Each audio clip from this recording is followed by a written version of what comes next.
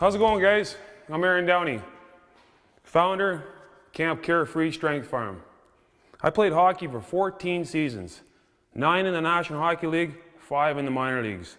It took a long time to get to the National Hockey League. I had to go through 3 leagues, the East Coast League, the American League, and then the NHL. And my role, I was an enforcer. Not a lot of enforcers anymore now in the game. The game's been dialed down a little bit. There's not as much fighting going on, but that's what I was. I was a fighter. I was an NHL fighter. But in order to get to the NHL, I had to go through 3 leagues in order to get there. And it was a tough battle getting there. That means your body had to be resilient. I had to be ready to go every weekend. So it felt like I was in a train wreck every weekend or a head-on collision every weekend. Fighting great big guys, 6'3", 6'4", 230, 240, 250. Guys that wanted to take your head right off. But in order to make the National Hockey League, I knew my role and I had to do my role. I had to do it darn good. So when I was a youngster, I learned about the anatomy. I had some great teachers along the way, like guys like Curtis Brackenberry that helped me along the way with strength training. I learned on my own. I worked with people all over the world on learning about the anatomy, how to be stronger, how to be faster, how to train properly.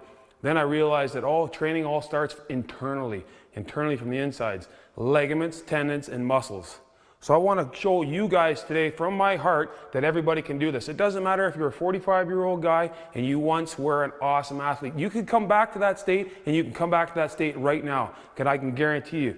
Now, everybody's got lots of tools out there now. Everybody's rolling out right now with plastic balls and plastic rollers and foam rollers, which is all awesome stuff. But I want to share you the secret that hockey's been doing now for 20 years. We've been doing this for 20 years. It's the toughest sport in the world, okay? Let's just sit around here and think about this for a minute. It's the toughest sport in the world. Guys are skating at 32K an hour out there, and there's full contact. They want to run you through the end boards and just fold you up like a cheap suit. And there's also bare knuckle fighting. It means you could fight 3 times in one game, bare knuckle fighting, and knock the other guy's block off, and all you're going to do is get a 5-minute penalty. As soon as you leave the ice and you go on the street and you do that, you're going to jail, and we all know that. So for me to be able to stay in that game a long period of time, I needed to learn how to strengthen my body from the inside and learn about how I can recover quick so my muscles can come back stronger than ever before. That's why I came up with the MTR system, muscle tension release. And it's all got to do with the muscle itself. So let's just say, for an example, right here, I got your attention. A nice, beautiful muscle right there. Using this rope, for example, because that's basically what our muscle is. We're just all one long accumulating rope that acquires, and we can build up with knots over a period of time with stresses and all the foods that we eat that causes inflammation in the body. This is a good, healthy, clean muscle.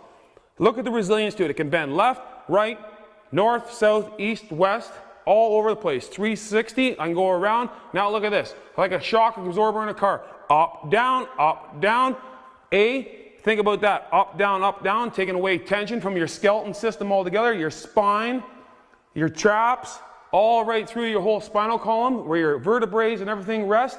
So see that resilience? Nice shock absorber. Over a period of time, being in the same dimension, whether you sit at the office desk or you drive a truck or you're doing repetitive stuff in a factory over and over again, well, guess what? Your body gets inflamed, your muscles get inflamed, and they produce lactic acid. Lactic acid is good for us, but if your body can't mobilize it out of its bloodstream sufficiently, it backs up over a course of period of time, and it pools up just like hot gravy. Hot gravy in the fridge, you put it in the fridge at nighttime, the next morning you wake up, there's a layer on it. Same thing what's happening in your body. Your circulation system, once it gets overwhelmed, it's one of the 11 systems in the body, your circulation system, and it's one of the biggest. They're all big and important, but the circulation system gets backed up, watch this, over a course of period of time.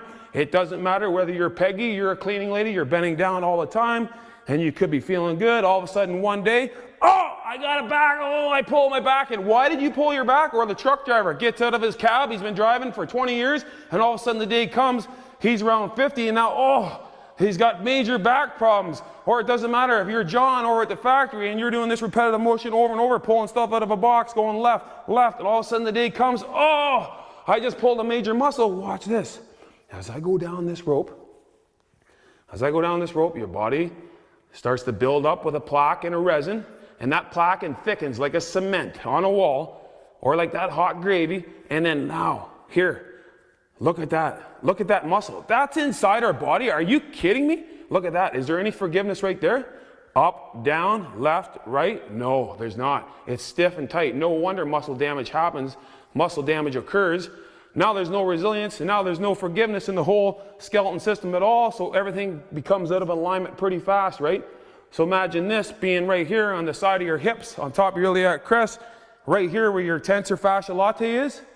Imagine that area, that's all jammed up, there's no forgiveness there. Well, that's happening all over the body. And that's why I'm gonna show you the kit that I developed and how to use it properly so you can stay resilient all your life, and you could be doing things into your 80s and 90s, and you could be walking. I got friends all over the world right now in their 80s having a blast. I know guys in their 60s that are picking up 50-pound kettlebells.